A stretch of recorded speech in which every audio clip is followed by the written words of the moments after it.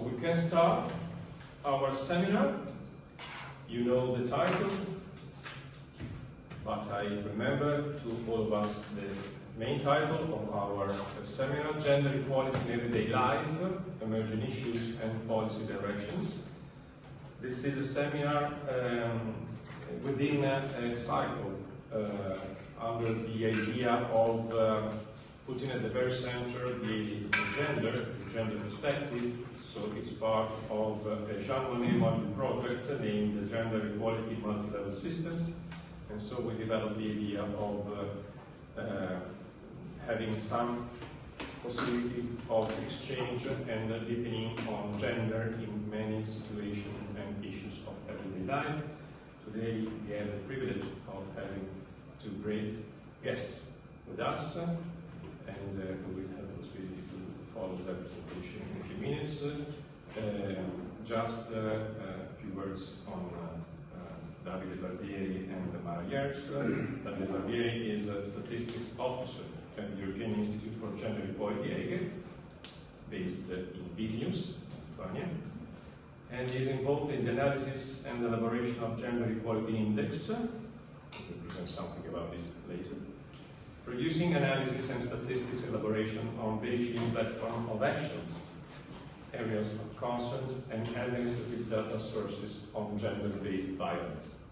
He has previously worked as senior researchers in policy evaluation, development, and implementation of methodologies and techniques for the analysis and evaluation of public policies.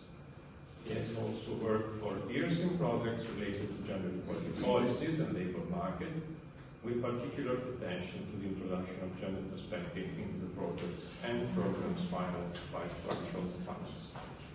And we have also with us Yerkes from the University of Utrecht. She is a professor of comparative social policy in relation to social inequalities at the Department of Interdisciplinary Social Science, if I'm not wrong, in the Netherlands.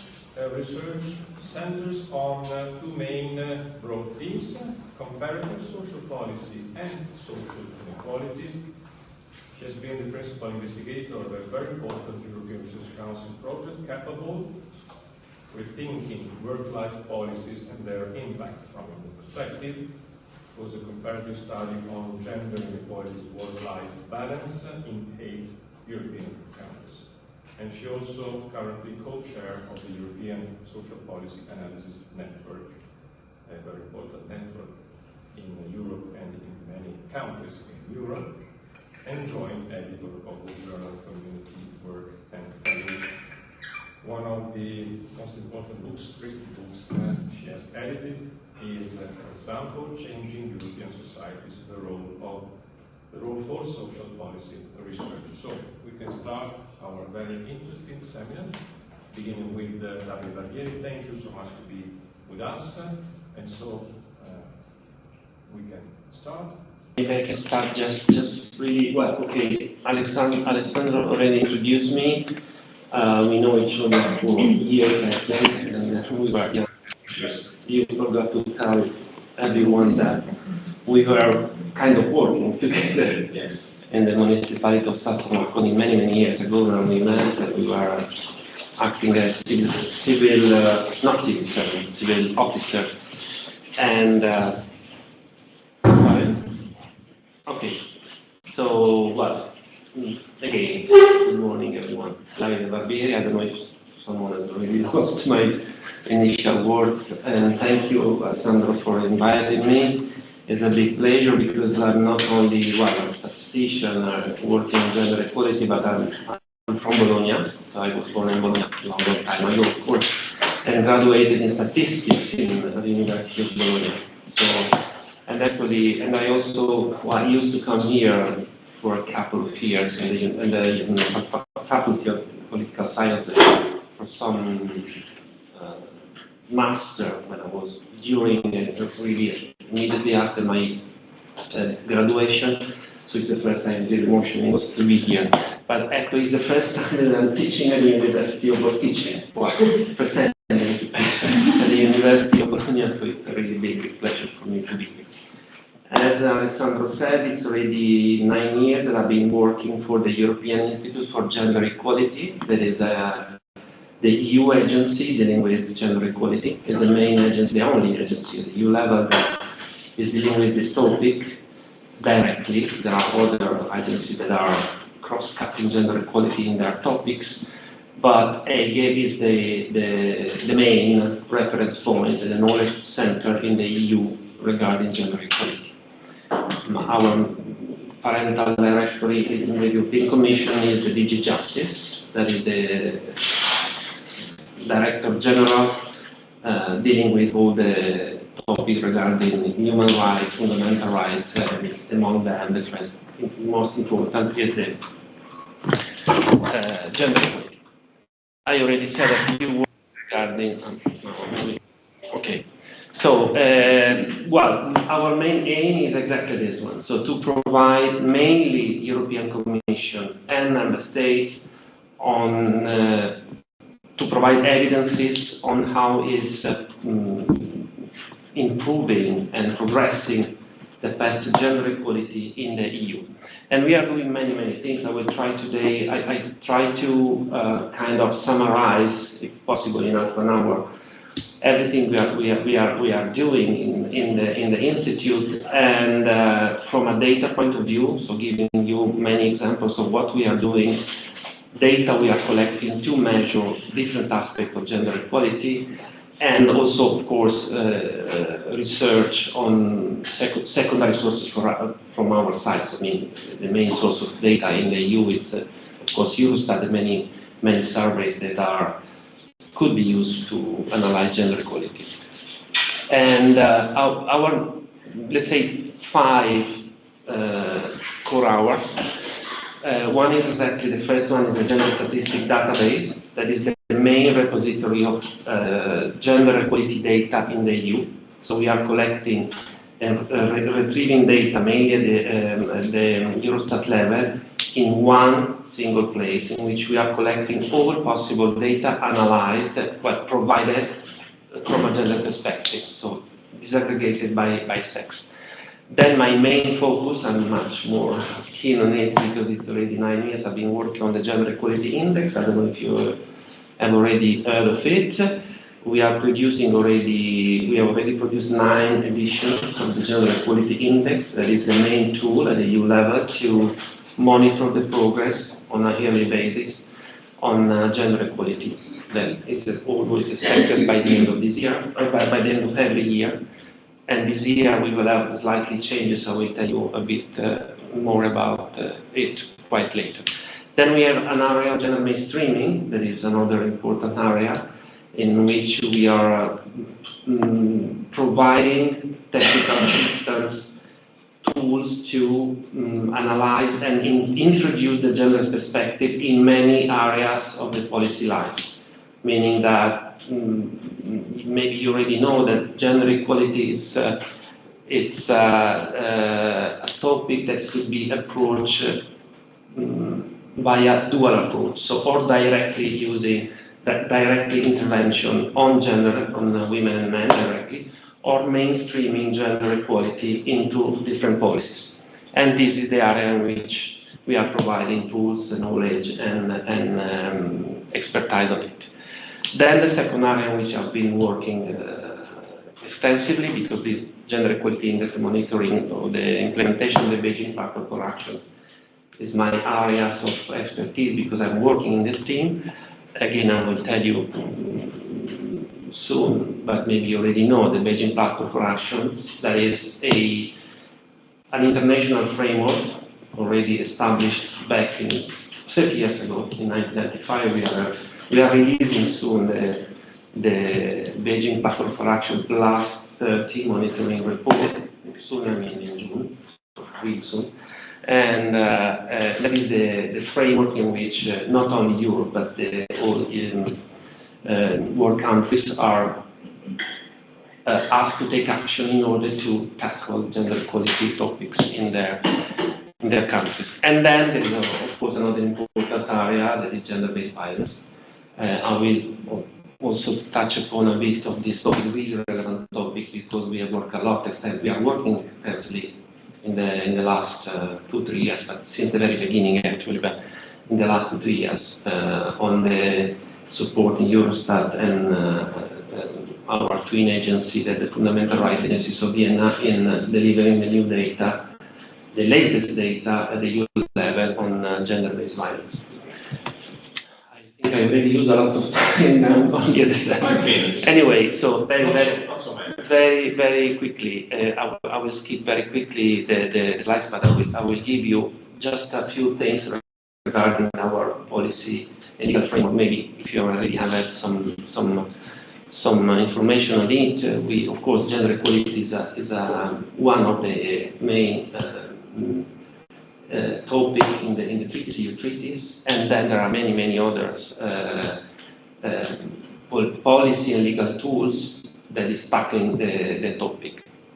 Beijing Platform for Action, as I said, but even before our actions and our work in the European Commission is driven by the regular gender equality strategy that is now coming to the end in 2025. A new one is forthcoming, and exactly as gender equality strategy is the leading document for us to follow for monitoring all the actions that are envisaged there. Then, of course, the European social pillars and many other directives that are directly touching upon some topics regarding gender equality. Again, maybe I can skip or going very quickly on it. The gender equality strategy are basically focusing on 3 layers. So one, of course, gender-based violence and stereotypes, gender equality economy in society that embrace a lot of topics, gender pay gap, closing gap in employment, and many others, of course. And then leading equality through our society. That meaning basically how is improving the participation of women in decision making, basically. And then there are, of course, there are mainstream concepts, including gender mainstreaming, of course, and intersectionality. Because one of the main topics that I will explain you a bit later also in the Gender Equality Index, but not only we are looking at intersectionality, meaning that we are also looking at how much women and men are different, considering other characteristics, basically. With the limitation of data we still have at the moment, but this topic is really important, and a lot of attention in the latest year has been done on it. Beijing Platform for Action, very quickly, maybe you already know what is it. There are 12 areas of concern that every 5 years EIGE is monitoring the progress in this area in the EU. So there are many actions suggested by this tool to member states, to countries, in the case of EU, to member states, to take action on these 12 specific areas. European social pillars, I'm going very quickly anyway, because again, this is another important strand of principle, 20 principles. Many of them are transversal, of course, when gender equality is mainstream, but there are a few also that are strictly directly connected to gender equality. One is gender equality, another one is childcare and support to children, maybe also my colleague will talk about a bit more on it later on, and many others. So there are something that we are really working strictly on it. And then, but I don't want to be so much boring too much on legislation, but it's important for me to tell you that these directives, I will really quickly scan for you, they have a kind of a basic idea to ask the country to act in their countries to tackle this topic. There are setting objectives for countries to reach in a specific time frame, and they are also asking countries to monitor the results of the implementation. And here is where exactly EIGE is working on. So providing evidences that objectives and targets have been reached over a certain period of time. This is the same for the building platform for actions, of course, but specifically for the directives that are directly impacting the life of everyone in the EU, in our countries. This is exactly where we are. So this is the oldest one already, it's already 6-7 years that is in place, the Work-Life Balance Directive, setting exactly this kind of actions that countries need to take in order to close the care gap. So in order to introduce, to facilitate the women to stay in the labor market, to facilitate women to take care of children, but also to introduce, to give men the possibility and the right to stay with their children in order to exactly close the gender gap. There are many actions here. For instance, this possibility to take parental leave of 4 months, but only 2 months are transferable. So in a way, men are obliged to stay with their children. That is a tool to exactly to recognize the importance of men also in caring.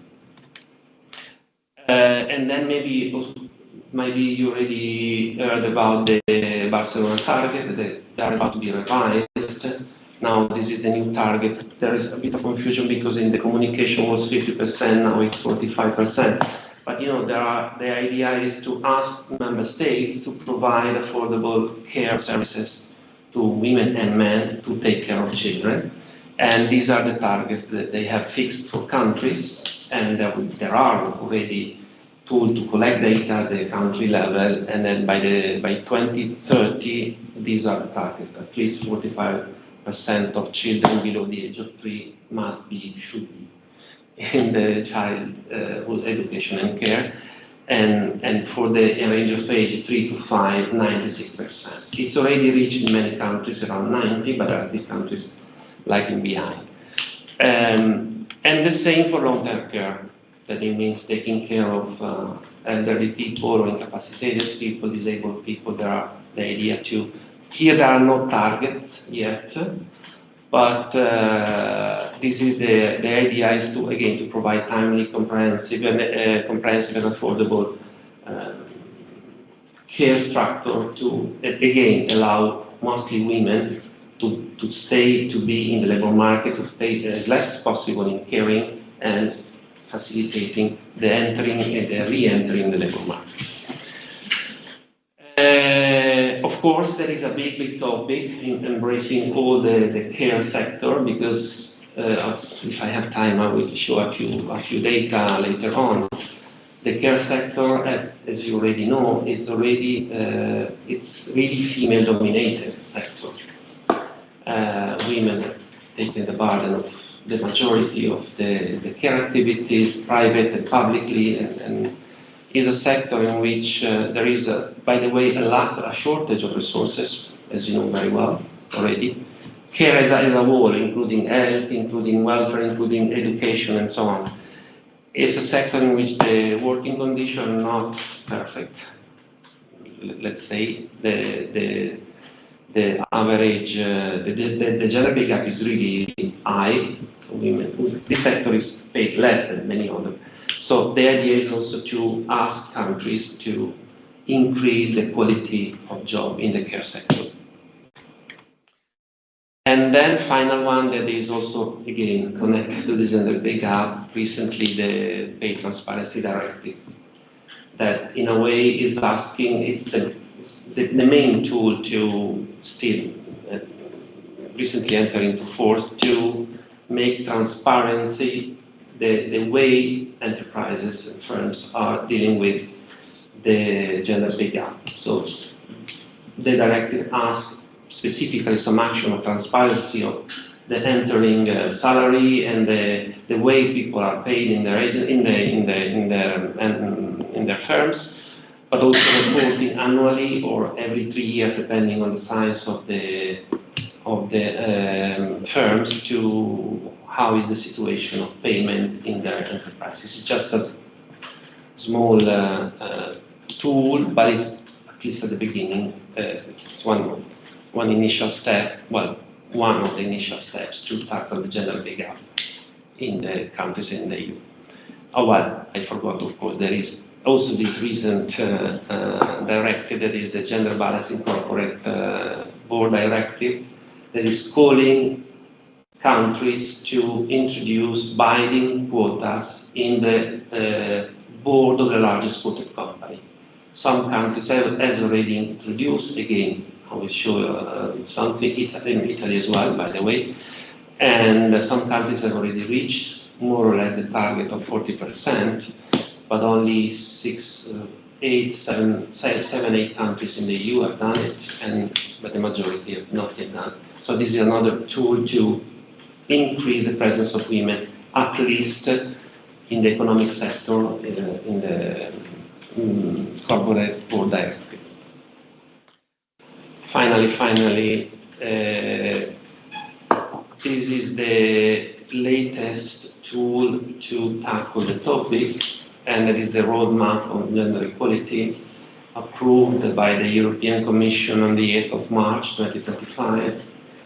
Again, setting principle and call for action. So that is the, let's say, the idea on which the new strategy will be built upon in this year to enter into force in 2025. And as you see, there are, of course, several strands here that are, I already mentioned several times in the last 10 minutes, and this important for me to stress, you will see when I will present the gender equality index, is basically following the structure of our gender equality index, in the sense that our gender equality index is following the structure of where gender inequalities are much more pronounced in the EU. And then, of course, it's not my topic specifically, but in 2024 enter into force also the directive on violence against women. Again, after the signature of the European Union of the Istanbul Convention on Violence Against Women, this is the directive specifically at the European level calling for actions to combat gender equality. And again, here EIGE has a role in the sense that we are specifically mentioning the directive calling us to collect data on a regular basis, specifically from an administration side, so from police and justice system in every country, in order to measure the extent of violence against women in the EU. Now, directly, maybe a bit more on results. On Beijing Platform for Actions, as I told you, we are following strictly every year. We are producing at least two outputs. Two outputs for the two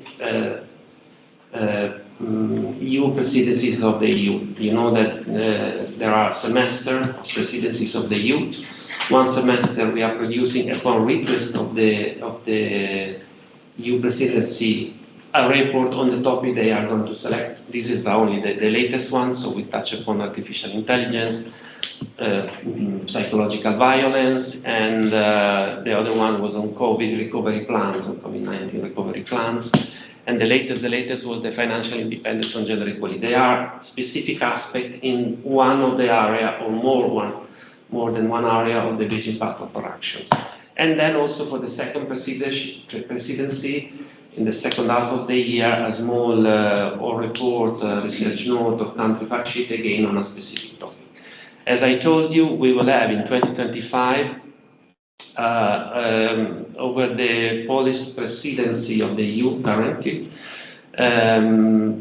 we don't still have the cover, that's why it's really I don't have it yet, but in June we will be releasing the plus 30 monitoring report, so monitoring all the 12 areas of the Beijing Platform for Action, as we did in 2020 for the plus 35. And we are, again, for the Danish presidency, so second half of the 2025 policy brief on gender stereotypes. But now, gender equality index. I think I took a lot of time, but anyway. This is the story of Gender Equality Index. I entered in 2017, so for 2017 on, I'm responsible, no, not responsible, part of the team working on it. So these are the releases of the Gender Equality Index, and plus other output, country analysis regularly produced by here in Italy, if you're interested, and with many other topics.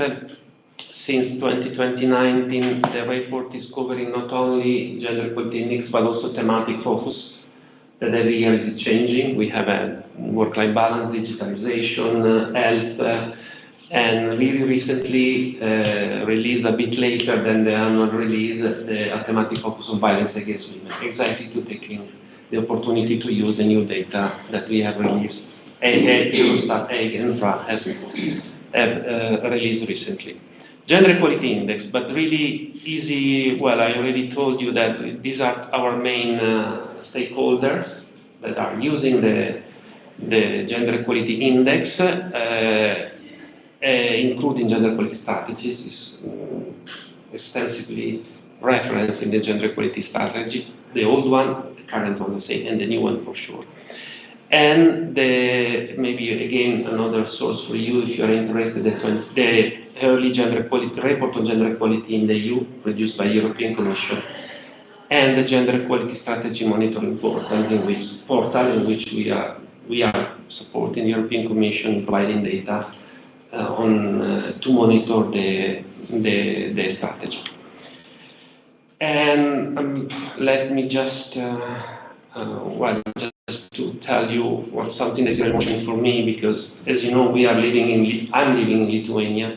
We are really close to the war, and we are supporting not only the EU countries. We have a small project also to support the EPA countries, as we call it, so the pre-accession countries, so the Balkan countries and Turkey. But even though in this strong moment for Ukraine, they have recently released the Gender Equality Index, following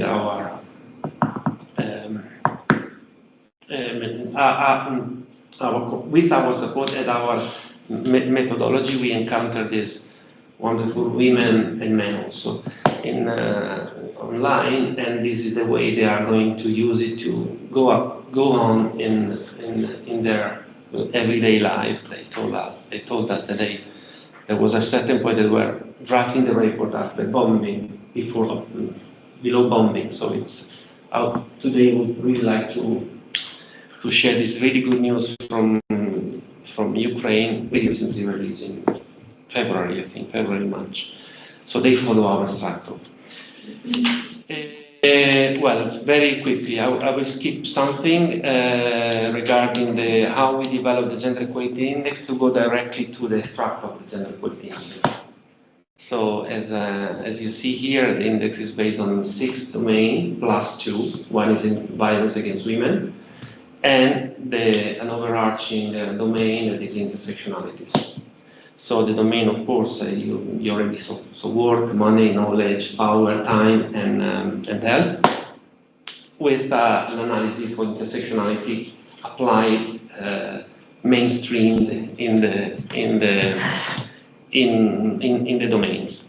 Again, here very easily and quickly, just to tell you that there's been, of course, a lot of statistical work, conceptual and statistical work behind it. And we arrived to this conclusion to analyze the domain in subdomains. We have 14 subdomains, and these subdomains are measured through some specific indicators.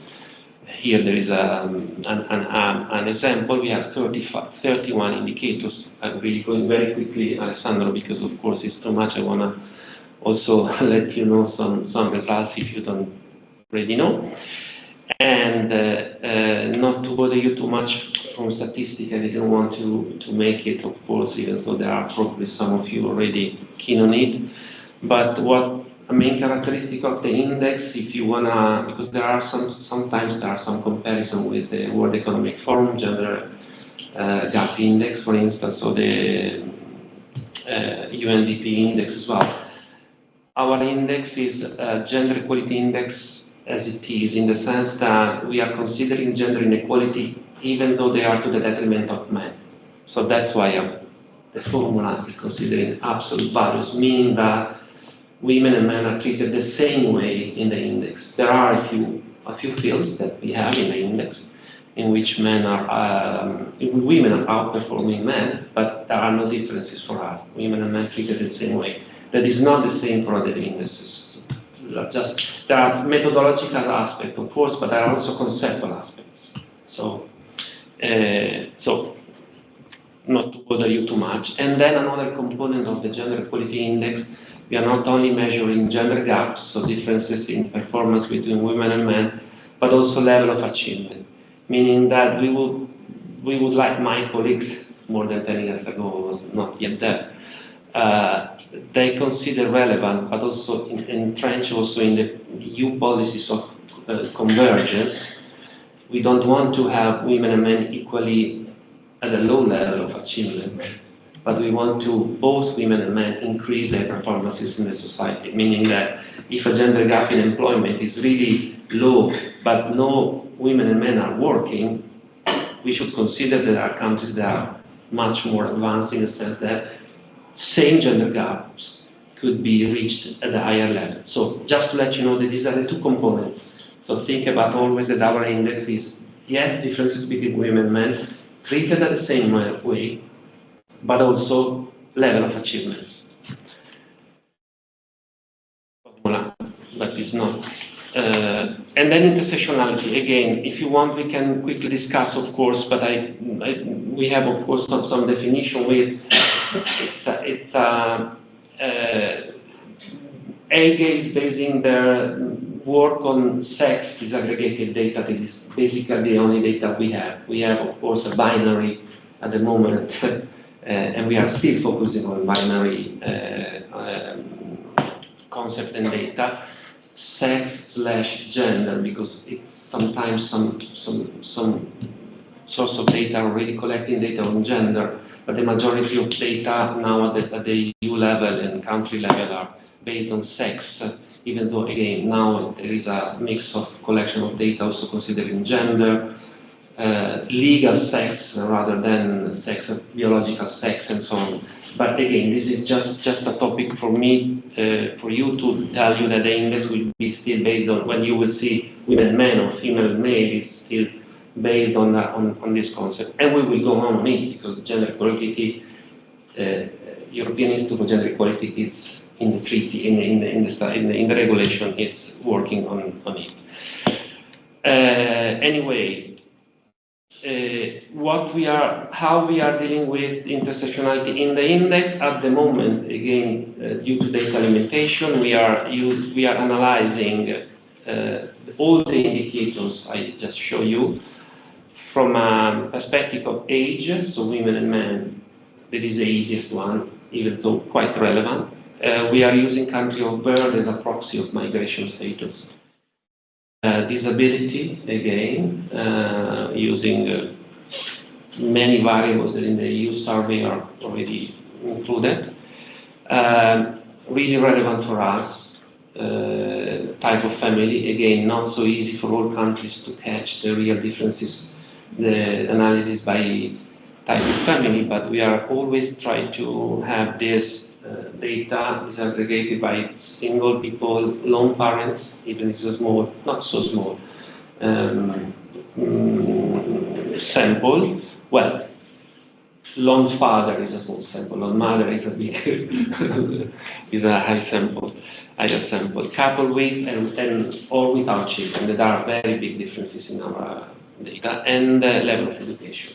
When available, we are using extensively the survey that, for instance, our twin agency, that Fundamental Rights Agencies in Vienna, is providing. Every LGBTQI plus survey was released last year, third wave, and Roma people as well. They have been producing also survey on so-called humanity, so people with migrant status, not directly related to country of birth, but anyway.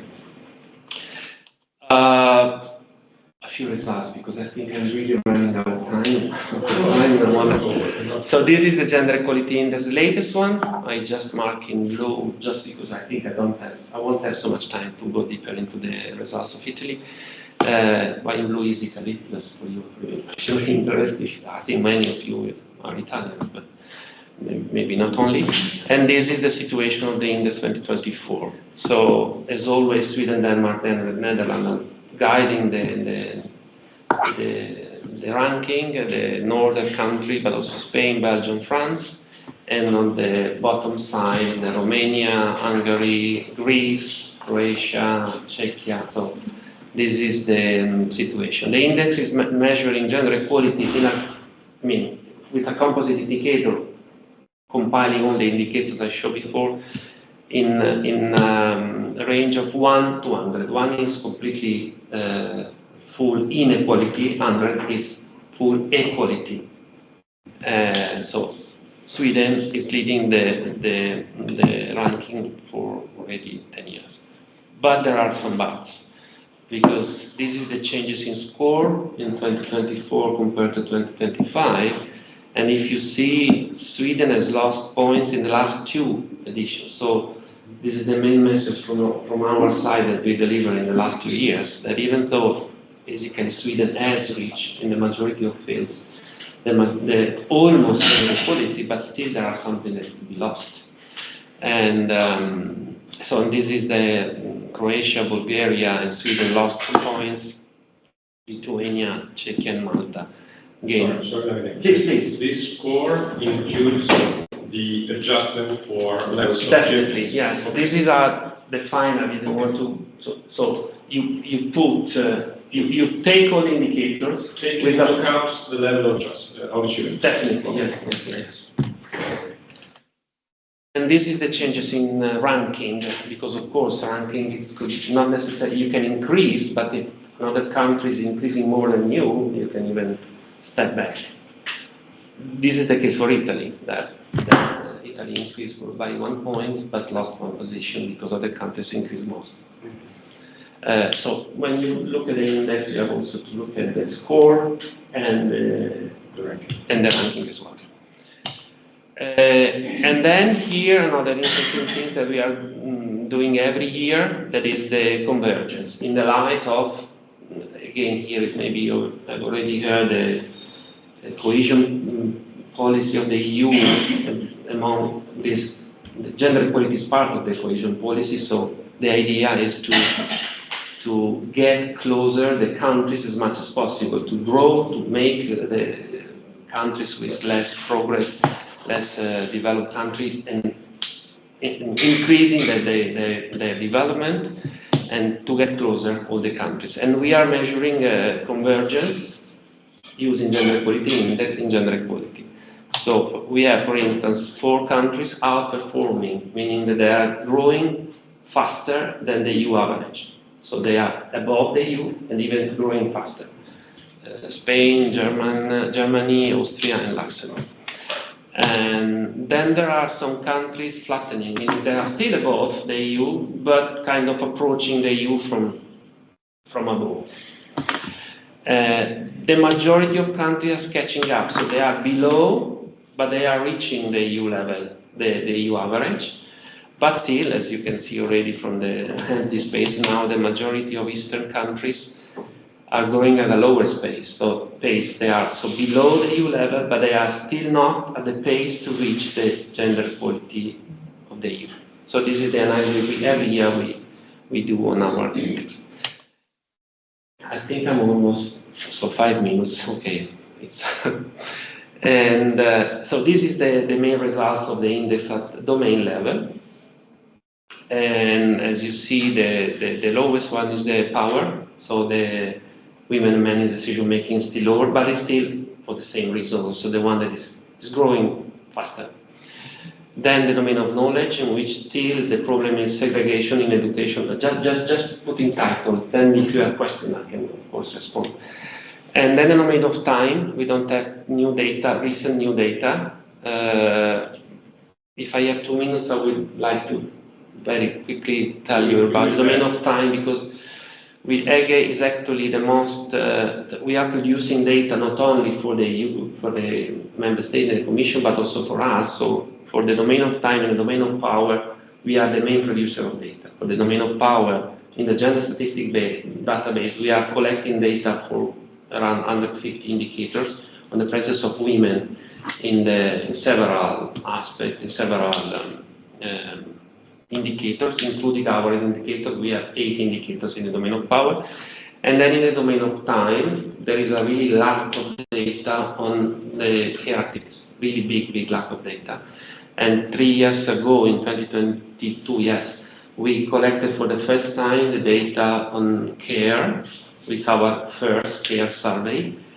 And the domain of time is mostly based on it. And last year, in 2024, we collected the second wave of care survey. Unfortunately, I don't have so much time to tell you, but this is important because the next thing that will be updated with our data.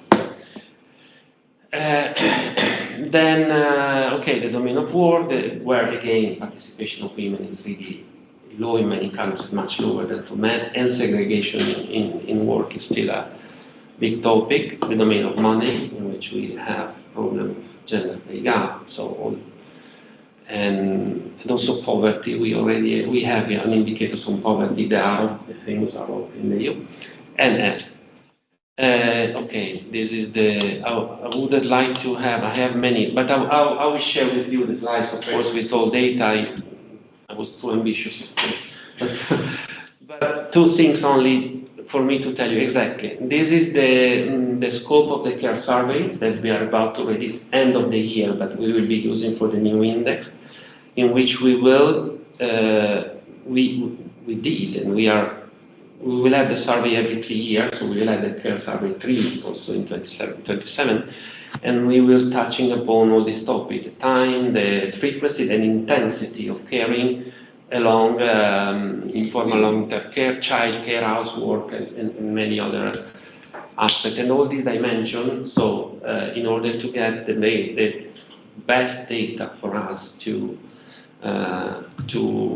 follow and to monitor the improvement of the care system in the EU. Okay, these are a few characteristics of the 2 waves. And let me know, Alessandro, just tell me, I have many data here, maybe it's too much, but really 2 minutes just to let you know exactly the second important point for me to stress. That last year, EIGE, FRA and Eurostat have released the second, but formally the first one, EU-wide survey result on gender-based violence. And we are already starting to produce, we already produced a report at thematic focus, a second report on thematic focus, and at the end of the year we will provide a full report covering all aspects covered by gender-based violence. Data, the majority of data, if you are interested, are already available in our website, but mainly in the Eurostat website when they have, because Eurostat has collected data for 18 countries. EIGE and FRA, we have collected data for 8 countries, that sum up to 26. Italy was lacking. They did not participate in any survey because they had the idea to have their own survey in the same period, but then COVID started and so on, so everything was stopped, and Italy is on the field in this day. I think I have friends in Istat saying that they are already there, and they provide the data. If you will see data for Italy, they are referred to the survey that Italy ran in 2016 autonomously, so kind of following the methodology, but and this is really important for me. This is the story I will and these are the main results we are showing to everyone in the EU. So still 1 in 3 women in the EU have been subject over their lifetime of some kind of violence, any type of violence, sexual harassment, and physical and sexual harassment by any partner in the EU. 1 in 3. Again, Italy is with the 2016 data is in line, but there are countries in which, so there are still many things to say, but I don't have time, of course, because you can see the Nordic paradox here. So the countries in which gender equality is higher are actually the countries in which parental gender-based violence is much more pronounced. But there is also the other way to read the data, because of course that these are countries that are providing service. Women are much more free to disclose. So this is not my topic, because I have many colleagues that are much more keen on it. But the main explanation is already, this explanation is already included in our reports if you're interested, because it seems paradoxical, but it's Bulgaria is the country in which, but there are really different ways to approach gender-based violence, because there are also, well, just again a title. There are type of gender-based violence that are recognized as gender-based violence, that are type that are not. People, they don't think that these are violence, while it is violence. So just really topic, and then okay. Well, I go to the end just to, well, I have many, but I will share with you, and then thank you. Okay. Thank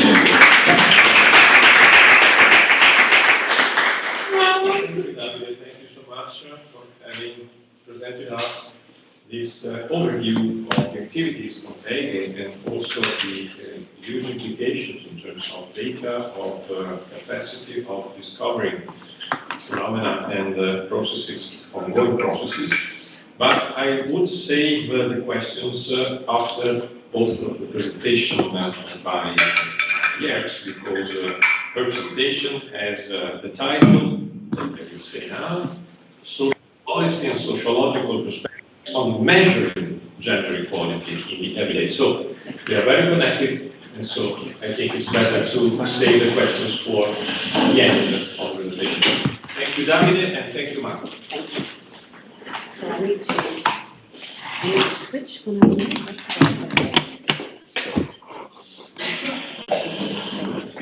It's just sharing the whole time? Yeah, Then I yeah. will start, if it's all right. So I start with my slides, but then I switch to a Woo Club quiz. Okay. So I will start comments. here, this one.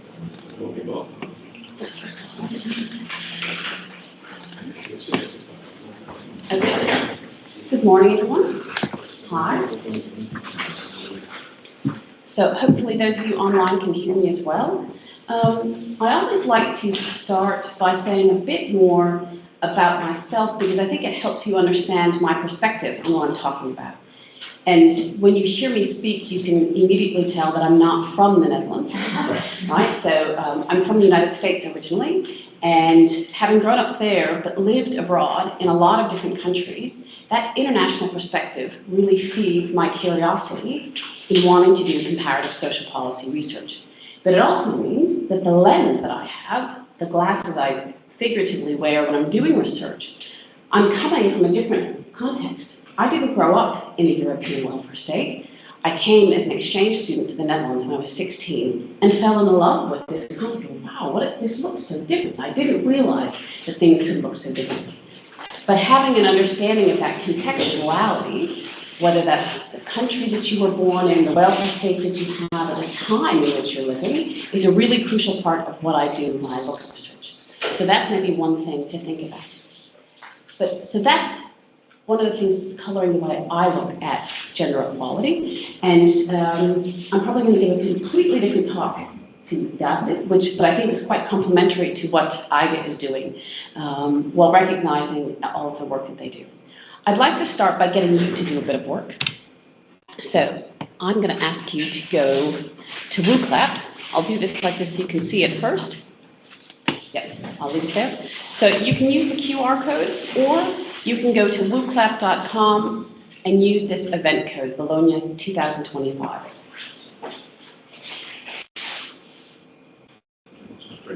Is it working?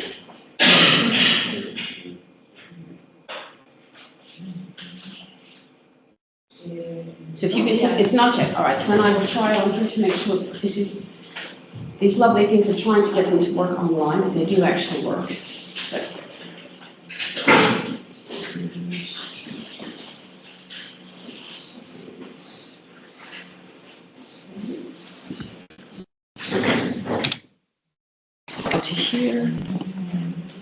to now.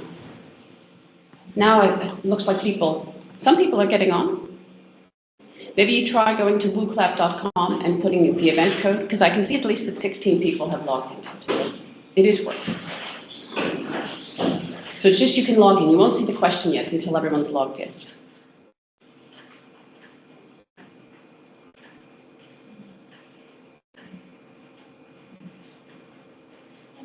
For me, appears there is no vote. Yes, there's not a chance to see the question yet. It's just getting to WooClap, so now I'll put it to the question. Okay. But I have to wait for people to log in first before I show the question. the question. So there's just one question, but I'd like to hear from you to think what comes to your mind when you hear the words gender inequality. You can vote as much as you'd like. Just what are you thinking of? Is that gender-based violence? Is that the pay gap? Is that something else entirely? What comes to your mind when you hear this?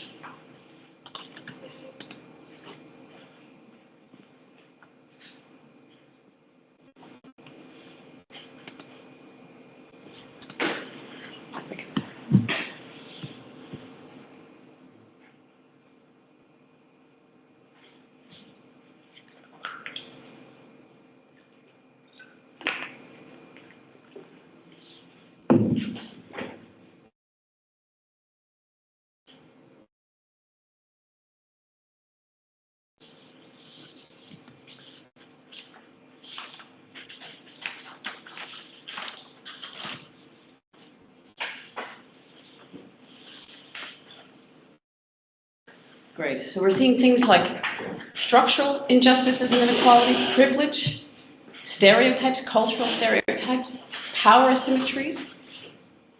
Justice keeps coming back, expectations, traps, opportunities, abilities, victimization, the second shift. So what we see when people start to fill this in is that we all have really differing ideas of what gender inequality entails. And what we can take away from this, together with the first presentation, gender inequality is really difficult to capture, right? It's not some easy thing, and we do so much to try and capture this, to understand it, to challenge it, and to make improvements in societies. But it's not always the easiest thing. So let's keep this in mind as we go back. Yeah, my Italian's not great. Okay. So, what does it actually look like? Well, what we see in a lot of what we study when we look at gender inequality and from Davide's presentation is that we often focus on specific outcomes. So we're trying to capture it. We want to be able to measure it, to do something about it. So we talk about the gender pay gap. We talk about gender divisions of household work and gender divisions of care. We talk about part-time work rates, full-time work rates, or full-time employment equivalents. And these outcomes are important, right? Because they offer us a way of measuring and making clear gender inequality. How much more do men earn than women? How much more opportunity do women get to care than men? What does this mean, though, in the everyday, in the household? Which sectors, etc. But. Gender inequality in everyday life is messy. It's really messy. And obviously, we've been struggling with this as researchers, trying to capture this more clearly using intersectional approaches and things like this. And a lot of the existing measures that are there are getting better at not only capturing singular gender inequality, but that intersectional approach to doing that. But the issue is that so many of these inequalities overlap. So when we're looking at one particular measure or outcome, we might not recognize that the gender pay gap is overlaid with differences around part-time and full-time work, working conditions, care opportunities, etc., etc. And the intersectional experiences of inequality, much of the measures that we're trying to do, while on the one hand positive for trying to get at some intersectionalities, can't always get at that complexity. But one topic that I've focused on a lot in my ERC project, which I'll explain a little bit more about in the end, is that we tend to focus so much on these outcomes of gender inequality. What does this look like? How can we affect it? That we're not focusing enough on the processes that lead to this gender inequality. And what I want to do is talk to you a bit more about that and why I believe it's important to not only try and be measuring gender inequality from a quantitative perspective, but to also still have attention for the qualitative and more messy aspects of gender inequality in everyday. If there's questions in between, like just for clarification, please feel free to interrupt me. So I promised to give a social policy and sociological perspective on these things. So as a social policy scholar, I'm really interested in how social policies address, shape, exacerbate, worsen inequalities, right? And oftentimes what we see is that when we think of gender inequality as a measurable outcome, a gender pay gap, a difference in part-time work hours, a difference in how often men and women spend time with their children or do household work, our policies are designed to address these types of outcomes, right? So one of the key things I do as a researcher is I look at policy design. And when I think about policy design, it's thinking, how is a policy shaped? Who is it targeting? How is it intended to do that? So where is it being introduced? Is it the national level, the collective bargaining level, the local level of the municipality? So who's in charge, but what mode? Is it cash for care? Is it in time? All of these aspects for policy design matter. But we can also look at policy design from a different way. And what we've done with the Capable Project and a lot of the work that I've done is trying to unpack a policy by saying, okay, we can make it available. What does it mean to be available? Who is it for? Now, what aspects of accessibility matter? What do you need to do to actually access that policy? Does it offer any flexibility in accessing it? What is the quality of this policy? And what other aspects might matter when we're considering this? And I think that the Work-Life Balance Directive that was mentioned, this is a really key example. And this is when I started my project, saying, look, this is a really important step, right? Because it's setting the tone, it's saying we want to address these inequalities that are there, and we believe the Work-Life Balance Directive can help with that. But underlying the directive, and much of its translation at the member state level, are a lot of assumptions. So let's try and unpack some of these assumptions. And one of the key assumptions of the Work-Life Balance Directive, parenting leaves, flex working, childcare, and carers leave is, if we just offer enough of these policies, women's participation in the labor market will increase, care disparities will go down, et cetera, et cetera. Now, it's a very simplistic way of looking at it, but this is one of the ways in which we see this. And I try to give it through the example of childcare. So childcare is a really good example that if we think about it from a policy perspective, and we were involved with the revision of the Barcelona targets a few years ago with the Commission. And we were doing a literature review for the Commission on the effects of childcare policy reforms on, amongst other things, gender equality. The assumption often is, as long as there's enough childcare, women will work more, right? That's a really simplistic argument because it's not giving any consideration to things like the accessibility of childcare or its flexibility or its quality. So, and crucially, what we know from the studies that we've done is the way in which those aspects of policy design matter and how they intersect differ for different individuals, for each of us, based on our own characteristics, the relational networks that we're in, the context, both locally and nationally that we're in. And all of that together shapes our abilities to have real freedoms to work and live our lives, care, etc. And so I use a capability approach, and I won't go into that because I think it gets a bit too conceptual for you today, but that's kind of trying to think about this. So to make it a bit clearer and a bit less abstract, in the Netherlands, childcare is a bit of a messy system. So you have marketized childcare offered by private businesses for children aged 0 to 4. 0 because maternity leave is relatively short in the Netherlands. We have 16 weeks of leave. 4 weeks are required prior to birth. So at the most, you have 12 weeks of paid time off from work after you've given birth. Now, I have a son, he's 9. I was able to use a bit of vacation leave to increase that to 4 months. So he went to daycare at the age of 4 months. From an American perspective, you'd think that's actually pretty good, because I know people who went back to work when their child was 2 weeks old. For maternal health and child well-being, that's really not much to have. But in other countries where mothers have more time to recover from childbirth, to continue breastfeeding, etc., you can imagine it's better. But childcare is marketized and aimed at this younger cohort. We also have early childhood education, which is a separate thing for children 2.5 to 4. I won't say too much about that. But childcare is really expensive.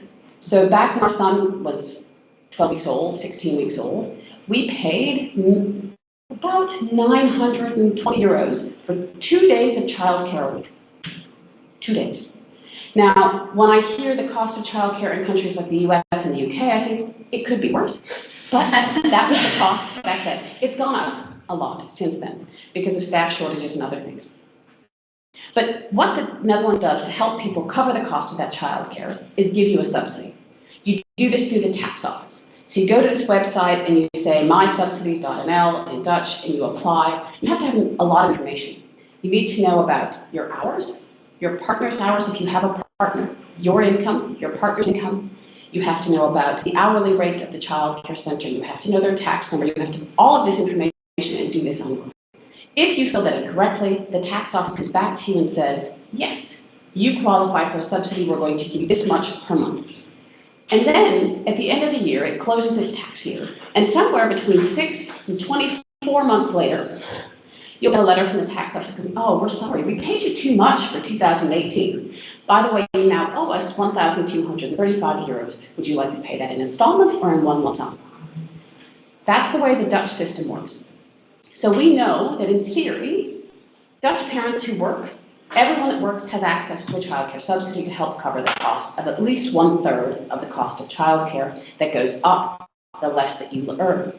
But we already knew, prior to some issues I'll explain in a minute, that self-employed parents often don't make use of the childcare subsidy because they're terrified that they're going to have to pay back because they do it based on projected annual income. So if you don't have a consistent annual income, you have to project it. Your concern about having to pay back or do payments in arrears means you don't actually even bother with getting the subsidy in the first place and you forego the use of formal childcare. We also know that in certain areas, major cities like Amsterdam, Rotterdam, The Hague, and Utrecht are places where wait lists for childcare are exceedingly long. So most people go, you know what, there's just not even any point, I'm not going to ask for it. Or you might live in certain regions in the Netherlands that are very conservative and have a very strict Christian ideology that says childcare, formal childcare, is not good for kids. You don't have kids to send them away, you have kids to raise them on your own. So we know that people don't make use of childcare for all kinds of reasons, right? So we might have these policies there to try and address gender inequalities, but if we're not considering a whole host of other factors that affect the availability, the accessibility, the quality of childcare, or even the perceived quality, then it doesn't actually act as a resource to address gender inequality in practice, right? So that's one way of considering this. So one of the aspects of trying to understand how we measure gender inequality and understanding that process is by unpacking policy design. What is it intending to do?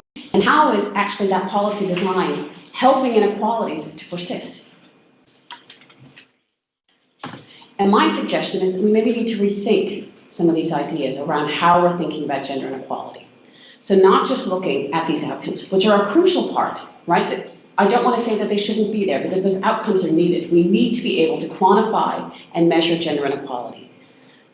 Sometimes we actually need to shift from those outcomes to considering these relational processes, to seeing how individuals interact in the everyday with these types of policy designs and why this design matters, but also why that might not be enough. All right, so I started the project with this idea that it's really about policy design and about how people interact with this. And we've ended the project now in November, and stepping back, we can go, well, that's part of the story, but certainly not all of it. So the project that I had started, the idea being that for 8 European countries, namely, you can see them all on the flags, Sweden, the UK, the Netherlands, Poland, Hungary, Slovenia, Spain, and Italy, that we wanted to do a policy analysis around these design aspects. Then COVID hit.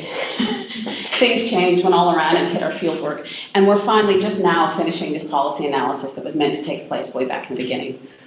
Following that analysis, we wanted to do a deep dive in 4 of the countries. So we're looking at the Netherlands, Spain, the UK, Slovenia. And the reason for that deep dive is that I wanted to go beyond the national level to look at local levels.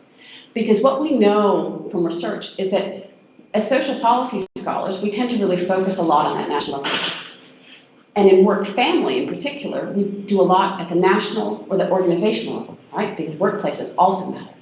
but we're not getting a whole lot of information from the local or municipal level, which is really intriguing if you consider the fact that so many responsibilities from the welfare state have been shifted to municipalities in recent decades.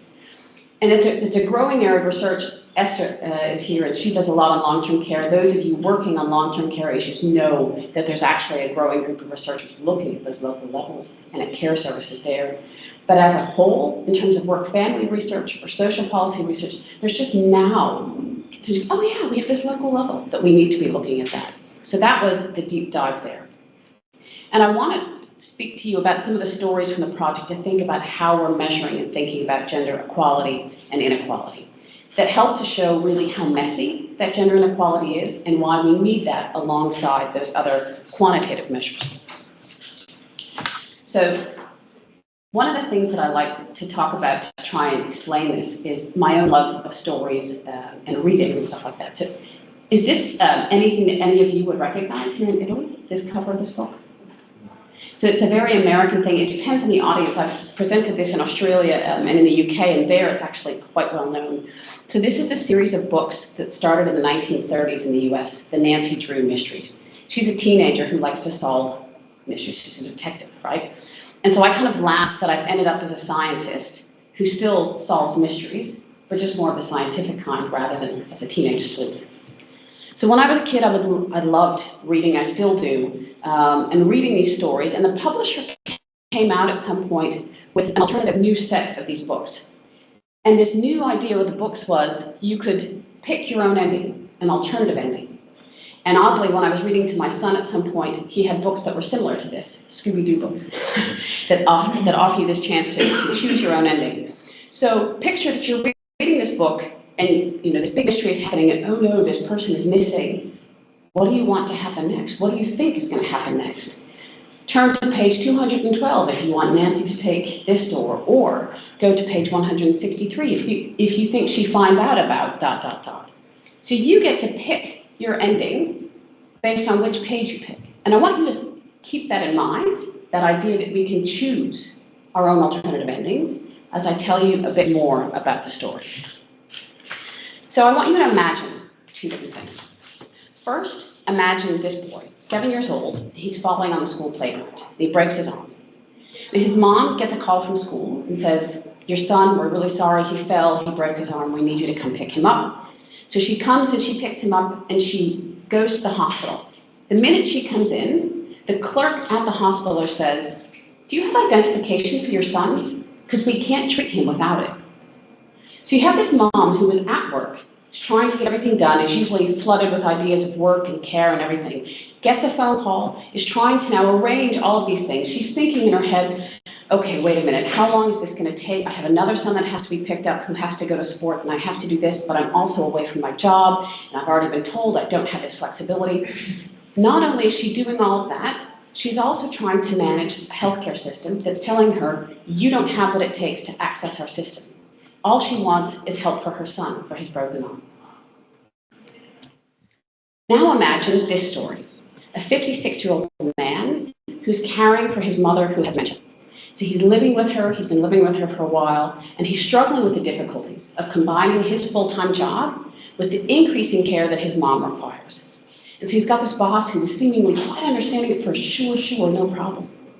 But as his mom's care needs are intensifying, his boss is starting to be a little bit less understanding of the situation. And now it's actually getting worse, because he's been trying to get help at the municipality for his mom getting more services, but his mom's situation is worse.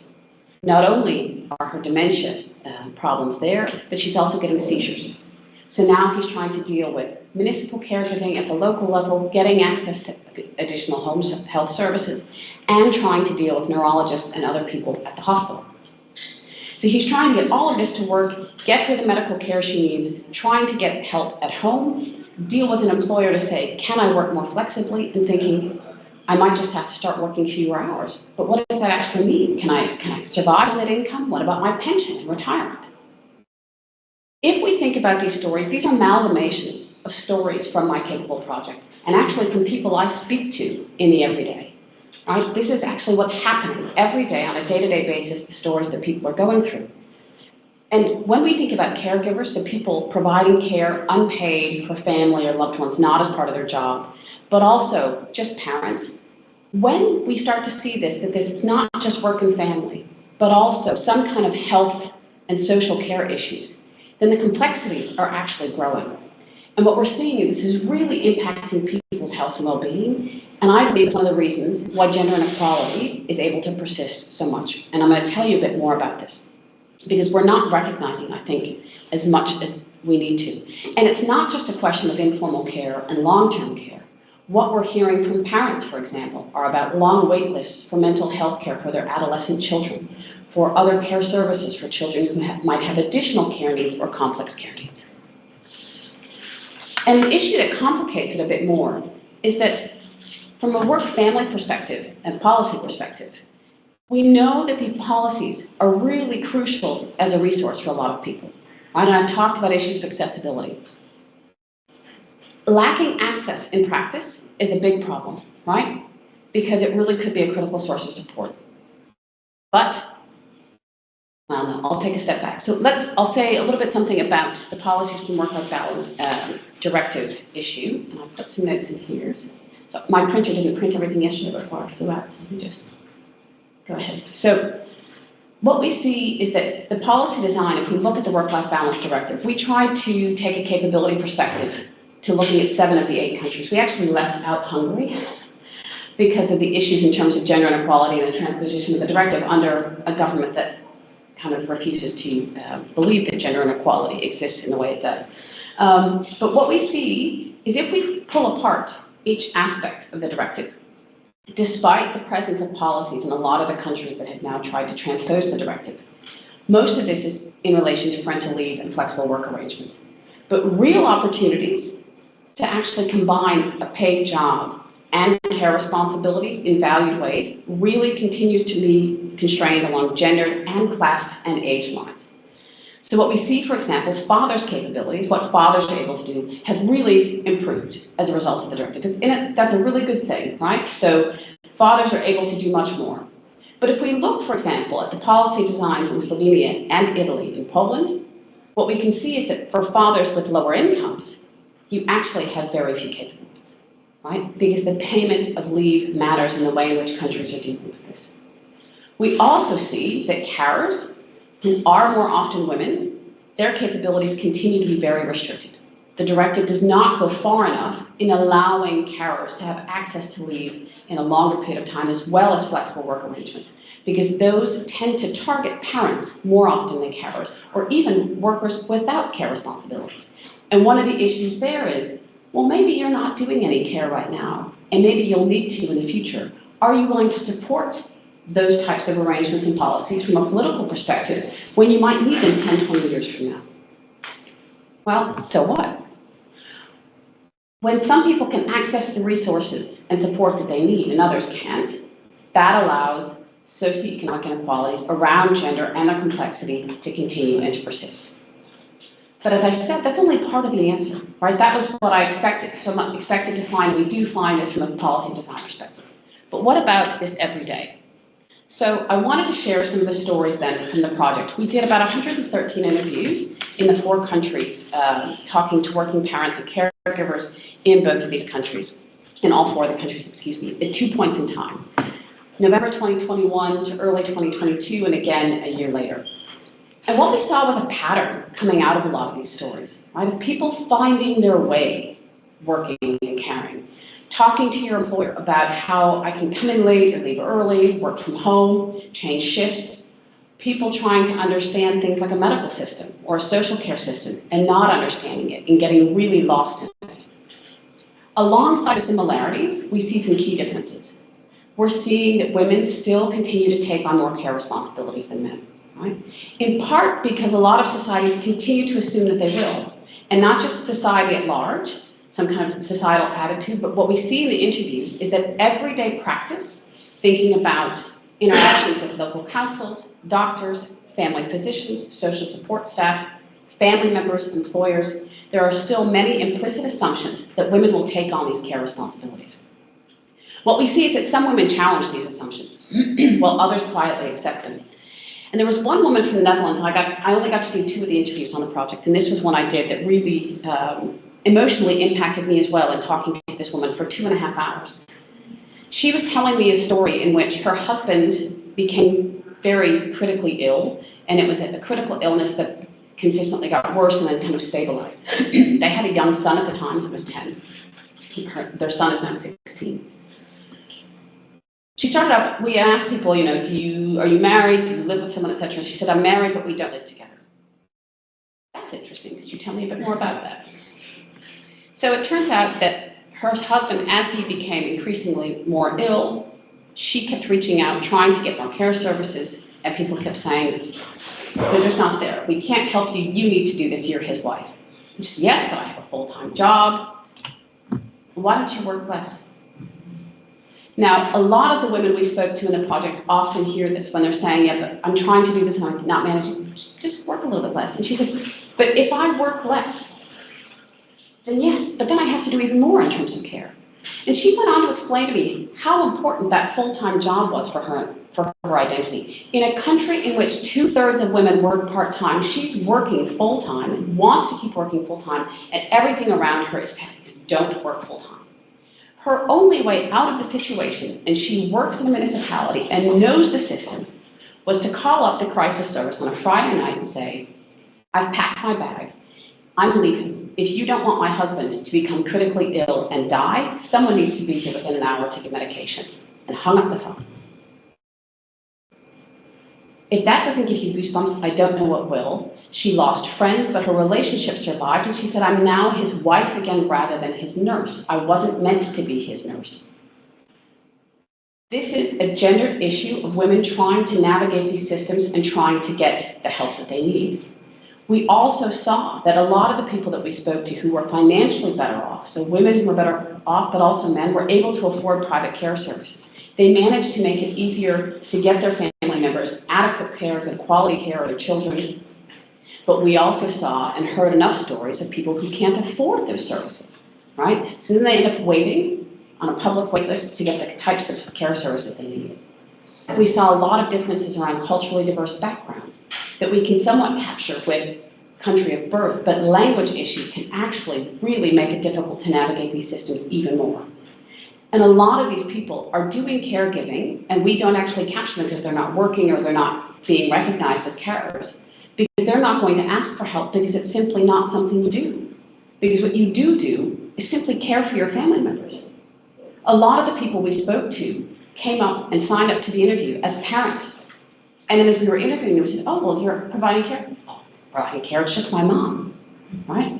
So this caregiver in London explained to us what it was like to live with and care for her mom. And she said, it's very normal. I don't see it as a burden. I don't see it as any additional responsibility for me. It goes back to the culture and the way we've been brought up, where it's like we appreciate the sacrifices that my mom and dad would have made for us. So it's only natural that we look after them, right? And then we see how all of those factors come together, creating culturally diverse ideas about what men and women are meant to do to shape people's lives in the everyday. How am I doing time? Do I have just 10 minutes. Perfect. So one of the things that we did when we talked to people, we asked them in the interview, imagine a situation in which someone entering into the same situation you did needs advice. What would you do? How would you advise them? One of the caregivers we spoke to in Maribor said, you have to take time for yourself and have patience. Because in the beginning, I'm thinking it'll pass, which is what other people said to me. But when you're in that tunnel, you can't hear. It's the worst when everything is falling on you. Because in our case, it was one after the other, right? First my mother, then my father, one right after the other after the other. At the beginning, it really does overwhelm you. But what we were hearing is that that overwhelming sense for some people never goes away.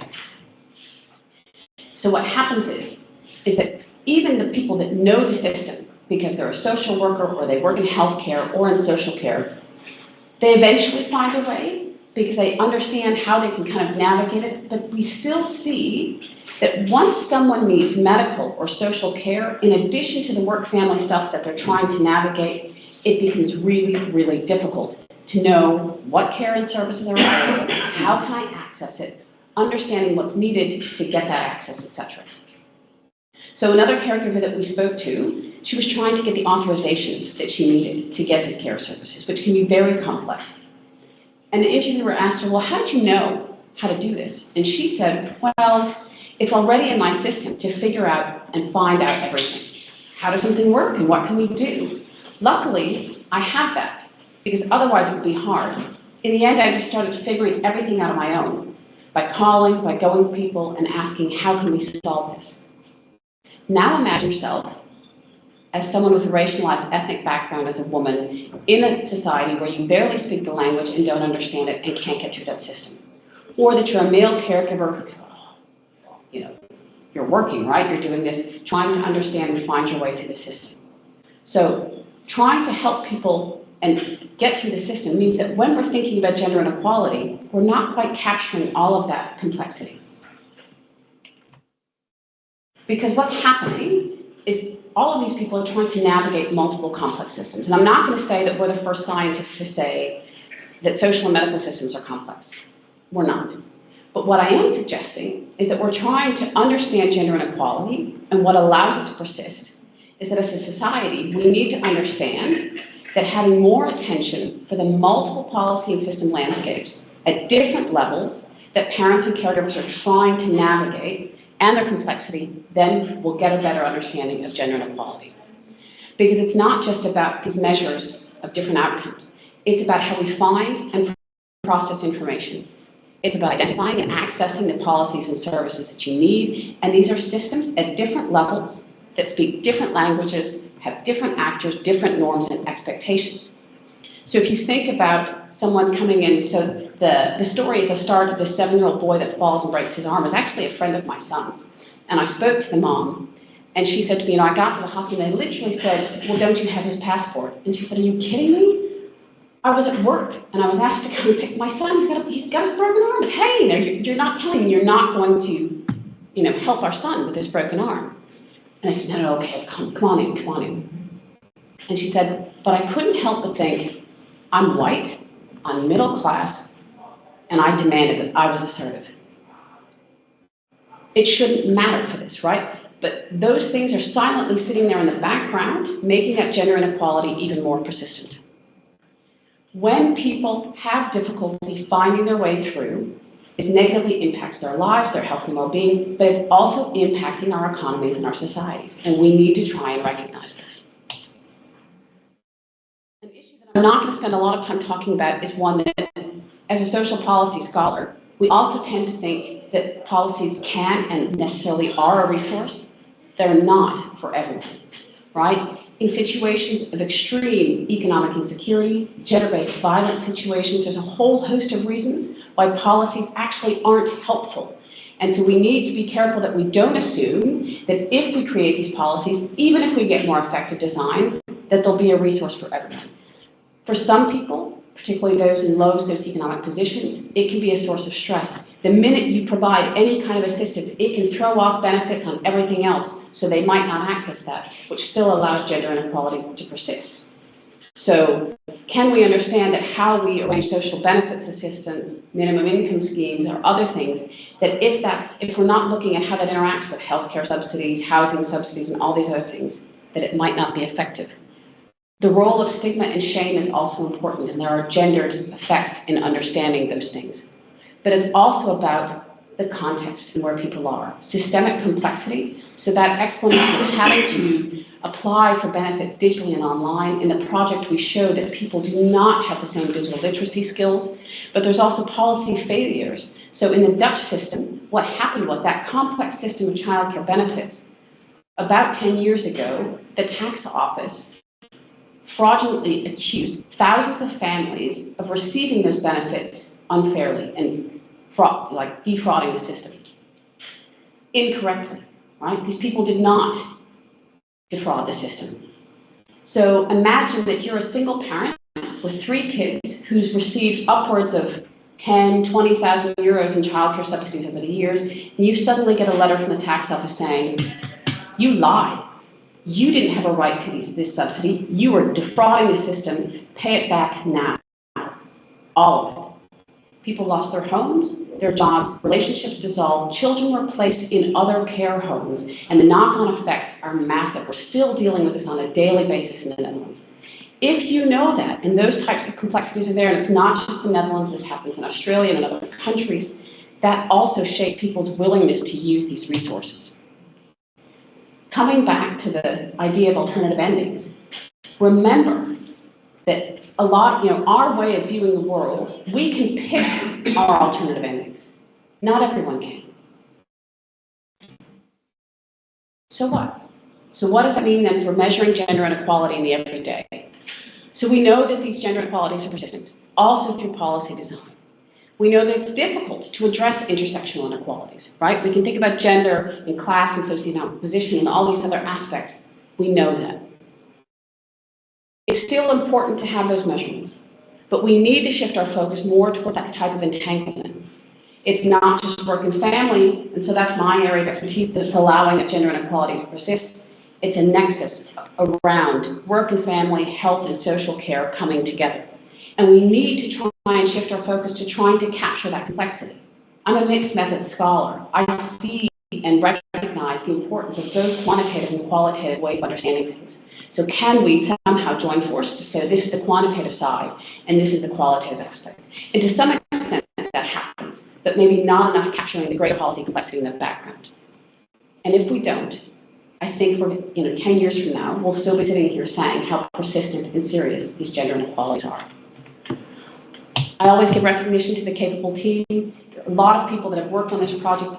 These pictures are incomplete because a lot of people have been there since then, including three sitting here in the audience that came and visited the capable project at the end. But I'll stop there and say thank you for this. Thank you.